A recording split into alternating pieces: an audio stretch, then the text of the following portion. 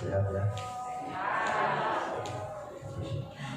Ini yang penting itu sehat. Karena dengan kesehatan kita bisa cari makan, dengan kesehatan kita bisa mengumpulkan kekayaan, dan dengan kesehatan kita mampu mengumpulkan segala bentuk kejayaan. Ya, mumpung masih memiliki kesehatan, jagalah kesehatan itu, jangan sampai ya kita berobat untuk sehat. Karena sehat itu mahal. Ya. Apapun bisa berkurang kalau kita sakit, tapi kalau kita sehat, apapun bisa kita tambahkan. Ya, jaga kesehatan. Baik Bapak Ibu dan sekalian, pada malam hari ini di Wihara Wita Citra melakukan pelimpahan jasa, mulabana. Kalau bahasa lainnya saya nggak tahu. Ya, tahunya cuma mulabana. Ya. Bahasa Mandarin tidak saya Jawa. Ya. Jadi enggak, kalau banyak orang mengatakan lidah saya itu masih medok dengan Jawanya. Jadi ya mohon maaf jika bahasa Indonesianya terlalu medok ya. Baiklah, setiap tahun kita mengadakan patidana, ulabana dan sebagainya. Setiap tahun. Tapi yang perlu diingat, kebanyakan yang datang adalah ibu-ibu. Bapak-bapaknya mana?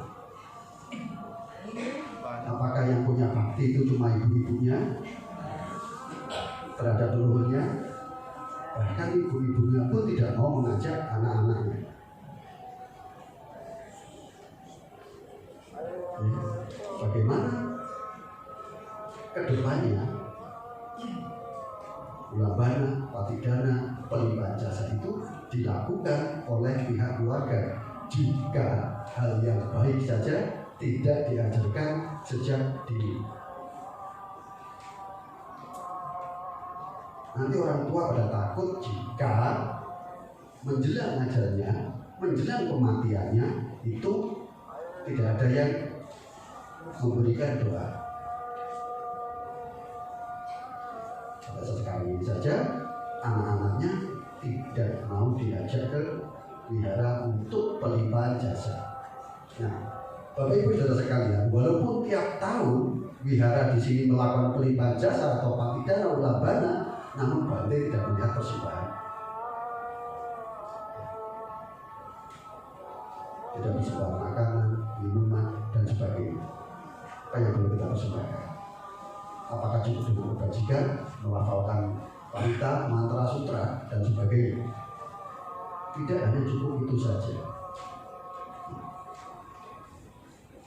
Mereka membutuhkan sari makanan, persembahan makanan, sayuran, manisan, teh, kopi, apalagi air putih, buah-buahan, dan sebagainya. Tiada persembahan seperti itu, mereka mau menghirup apa yang berada di alam peta. Mereka yang main di alam peta hanya mampu menerima persembahan seperti itu. Jika tidak ada itu, apa? Mungkin perwakilan dari sari dupa. Ini yang harus diketahui dan dipahami. Anak Suta juga sama mengajarkan jikalau pihak keluarga selalu memberikan persembahan pagi dan malam, para dewa, para makhluk suci, para leluhur kita tanpa diminta akan selalu menjaga kalian semua, menjaga anak cucunya tanpa diminta. Mereka sudah tahu, oh kalian yang berbakti akan saya lindungi. Jikalaupun kalian pergi, rumah Anda, rumah kalian, Bapak Ibu Saudara, itu akan dijaga dengan baik. Percaya atau tidak percaya, ada yang membuktikan itu. Sering, karena baktinya. Ketika rumahnya ditinggal pergi, ada maling mau masuk, dikira rumah itu ada orangnya, duduk di teras, duduk di belakang rumah. Padahal itu adalah para dewa yang tinggal di situ menjaga rumah yang ditinggalkan. Sederhana, sepele, itu sulit untuk dilakukan. Maka kalau di rumah punya altar, berilah persembahan setiap hari. Kalau bisa. Kalau nggak bisa gimana Bante? Ya, minimal saya jago. Saya jago nggak bisa Bante, buang saja. Jangan. Lalu ngapain pajangan? Ya, nah, itu. Untuk apa kita membuat altar? Ya, dia sudah bertekad saya akan menjaga altar ini. Setiap hari nggak pernah dilihat. Saya jago diri doang. Kapan kita mau berada di situ? Sia-sia. Itu kalau pada sekarang katanya dewannya di PHP. Gak dapat persembahan, gak dapat apapun, disuruh tunggu saja. Ya lama-lama pergi. Ya lama-lama pergi. Gak ada dewanya. Walaupun bertahun-tahun di situ, tetap gak ada. Karena siapa yang merawat, siapa yang menjaga, siapa yang kasih persembahan. Bisa tidak di pohon depan. Ya. Aja kalau rumahnya depannya ada pohon, jangan dilihatin. Gak bakal dicuri kalau pohonnya gede. Tapi kalau kecil ya tetap dicuri. Nah, itu. Jadi hal seperti itu sepele. Ya. Sama ketika suami ibu-ibu kalau tidak dimasakin, tidak dipersiapkan makanan, minuman dan sebagainya, lama-lama pergi nggak dari rumah. Pergi dari makan, ya, dari minum. Logikanya seperti itu. Sama seperti istri bapak-bapak, kalau nggak dinafkahi, ya pergi kerja, cari makan. Sama seperti para mendiang yang terlahir di situ. Ya. Mereka menunggu, sangat-sangat menunggu, berharap bahwa ada keluarga yang mampu memberikan persembahan. Ya, kayaknya banyak menunggu. Ya siapa tahu keluarga saya hadir di sini. Lihat-lihat, waduh nggak ada. Sedih lagi dia. Kapan terbebaskan? Ya kan? Sama kalau kita melihat banyak anak kecil dikasih makan, ada salah satu anak yang nggak dapat makan. Nah, cuma tengok, kasihan. Sama seperti mereka kehidupannya. Sederhana toh, tapi sulit dikerjakan. Ya itulah. Bakti kita itu bukan hanya pada saat orang tua atau pihak keluarga kita masih hidup. Sepanjang kita masih hidup, wajib hukumnya mendoakan orang tua kita, leluhur kita. Wajib, bukan sunnah. Atau wajib. Ya, setiap saat. Ya, ada waktu kita berdoa, ya semoga dengan kebajikan ini para mendiang orang tua saya sekarang, masa depan atau masa lalu selalu menerima persembahan ini. Semoga mereka sejahtera. Selesai. Udah. Gak perlu baca parita panjang-panjang, sutra panjang-panjang. Kalau ingat, kebanyakan kalau orang senang itu lupa sama keluarga yang telah meninggal. Kebanyakan, ya. Kebanyakan dari kita kalau hidupnya senang itu lupa sama leluhurnya. Jarang sekali mendoakan. Kecuali kalau hidup kita ini sedang sengsara baru ingat. Baru ingat, wah langsung yang nggak tahu makannya sama sekali dicari, nggak tahu abunya ditaruh di mana, sibuk mencarinya. Kenapa kita tidak susah? Makanya kalau orang lagi susah ingat Tuhan. Kalau sudah bahagia lupa dengan Tuhannya. Gimana pilihannya? Mau ingat Tuhan atau nggak ingat Tuhan?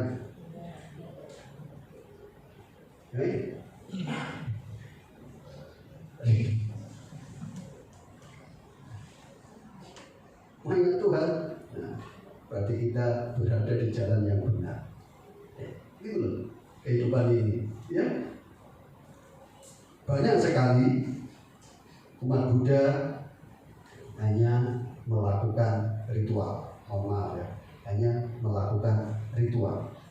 Banyak sekali umat Buddha hanya belajar Dhamma, hanya mempelajari atau mengkaji. Tetapi sangat jarang umat Buddha berjalan di jalan Dhamma itu sendiri. Tahu maksudnya?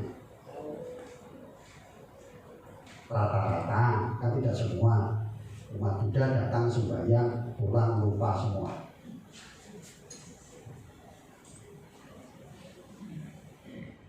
Lagi senengnya banyak baca sutta. Karena lagi senengnya cari orang untuk lawan atau teman bicara, ngupas sutta. Setelah tahu dilupakan lagi, sudah tahu ini. Yang penting saya tahu, kalau berhentinya macam-macam saya akan taruh ini sutta, rujukan yang paling ampuh.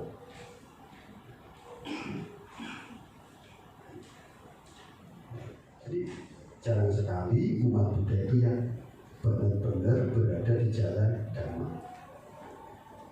Makanya untuk mencapai kebahagiaan itu sangat panjang jalannya. Dhamma itu adalah jalan kehidupan. Tujuannya kita ada ke Bakahuni, mungkin di rest area kita berhenti terlalu lama menikmati indahnya rest area. Bahkan di situ banyak sekali kalau sudah ada mall dan sebagainya berhentinya terlalu lama lagi, walaupun ditempuh jarak paling 1 jam sampai bisa berminggu berbulan. Kenapa? Banyak belokan, kita banyak berhenti.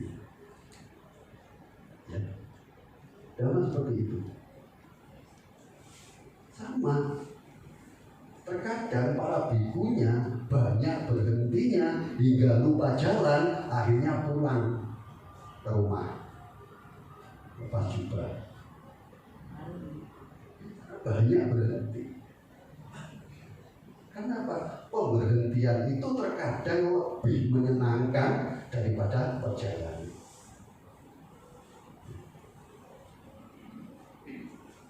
Karena manusia itu banyak alasannya, banyak sekali alasan. Lebih mudah pergi ke tempat hiburan daripada tempat ibadah. Lebih suka ke pegunungan atau ke pantai daripada kita melakukan kerja sosial.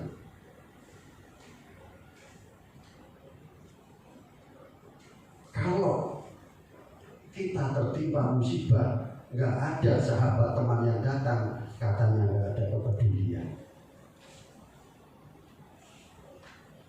Karena selama hidupnya kita juga jarang peduli sama orang lain. Mengapa orang lain disuruh peduli sama kita? Banyak tahu hukumnya. Maka wajar kalau ada seseorang ketika mengalami musibah atau mengalami kebahagiaan, banyak teman yang hadir. Karena memang semuanya baik-baik saja, perilakunya baik, di masyarakat baik, di lingkungan baik. Makanya semua ringan tangan dan ringan kaki, mau melangkah, gak punya kendaraan naik gojek, ya. Gak ada gojek naik becak, gak ada becak ya jalan kaki. Gitu. Udah sebenarnya. Tapi inilah kehidupan, kita selalu bikin ribet, bikin sulit dan sebagainya. Sama seperti malam hari ini, Bapak Ibu Saudara mengajarkan apa pada anak-anak? Tentang apa? Budi pekerti.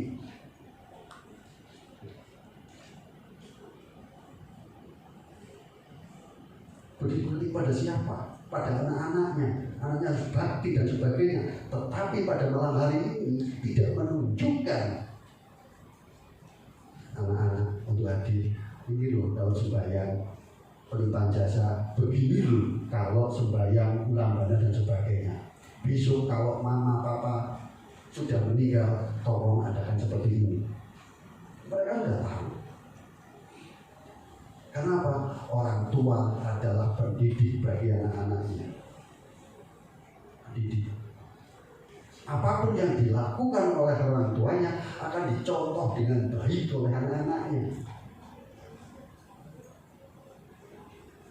Akan dicontoh. Banyak pendidik yang mengajarkan, yang memberikan contoh.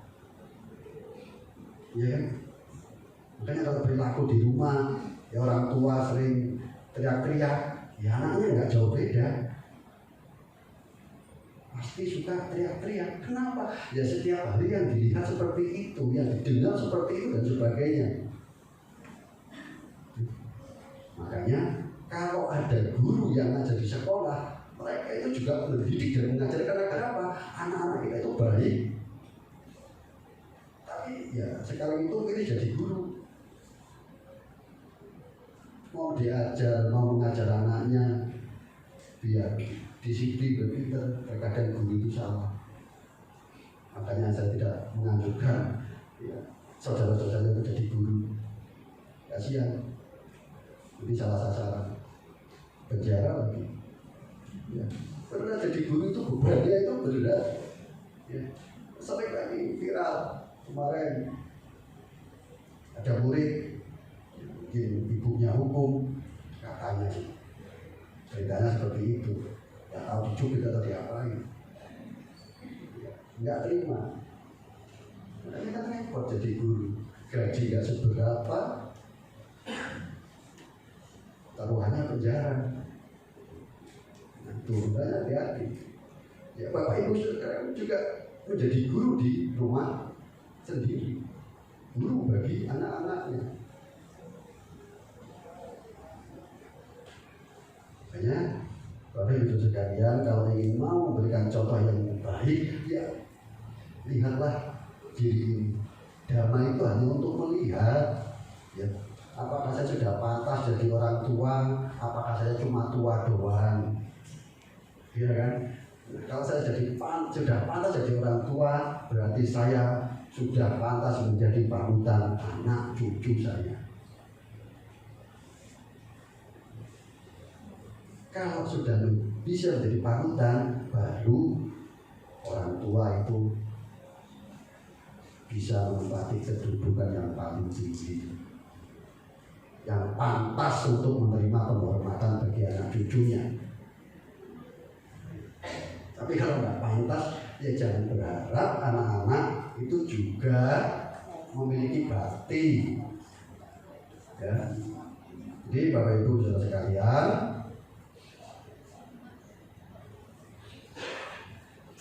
sebenarnya Dhamma itu indah. Buddha hanya menunjukkan jalan. Jika kamu ingin membantu saudaramu, jika kamu ingin membantu orang tuamu yang sudah meninggal, lakukanlah pelimpahan jasa.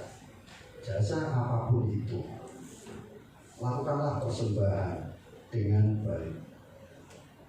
Ya, sama seperti di Biro Buddha Sutta dan Nidhi Ganda Sutta, mereka membutuhkan persembahan. Ingat, kalau sudah mengatakan pelimpahan jasa, pati dana, ulambana, apa tadi cukup? Apa itu cukup? Ya ulambana. Kok bisa beda? Tunang wajib melakukan membuat persembahan, makan sayur, kue, buah dan suguhan lain wajib. Kalau di Tangerang itu banyak kepala babi, kuda, ayam, ikan, apalagi balik. Udah itu aja. Samsai, tahu samsai? Sering menggunakan itu. Saya itu paling bahagia kalau sembahyang berhadapan dengan itu. Jadi pikiran saya itu cuma makan samseng itu.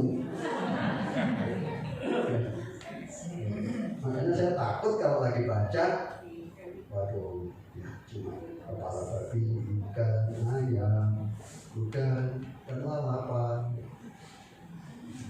Enggak, persembahan-persembahan itu yang tidak layak dipersembahkan menurut Buddha. Buddha tidak menganjurkan itu.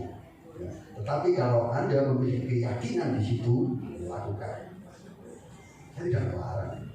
Tetapi Buddha menganjurkan jangan menggunakan persembahan dengan makhluk hidup asalnya dari situ.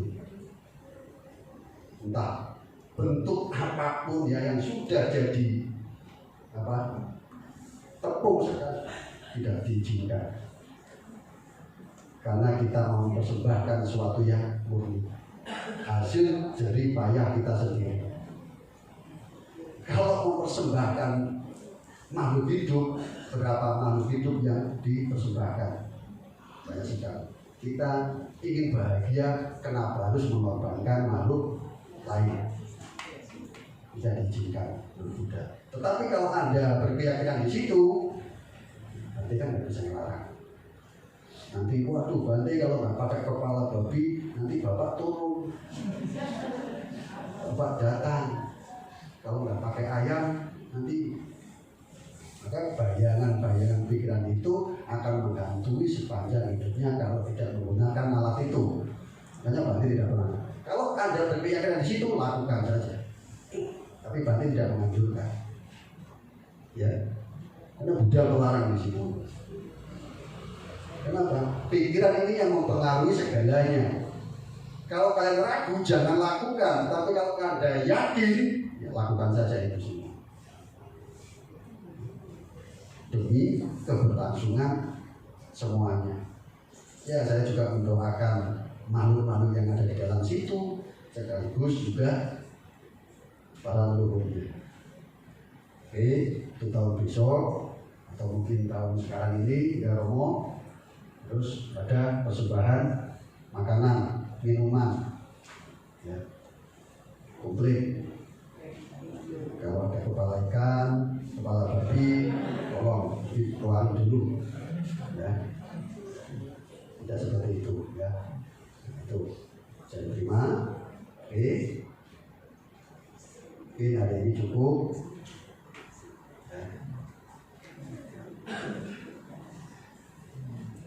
Karena memang cuaca kurang mendukung bagi kesehatan, ya, makanya gambar di belakang ini ada manuk.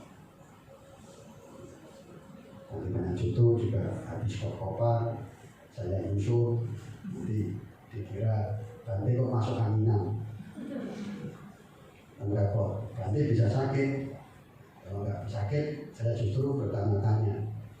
Saya dewa aja bisa sakit, masa seorang ibu lagi saya kok enggak bisa sakit?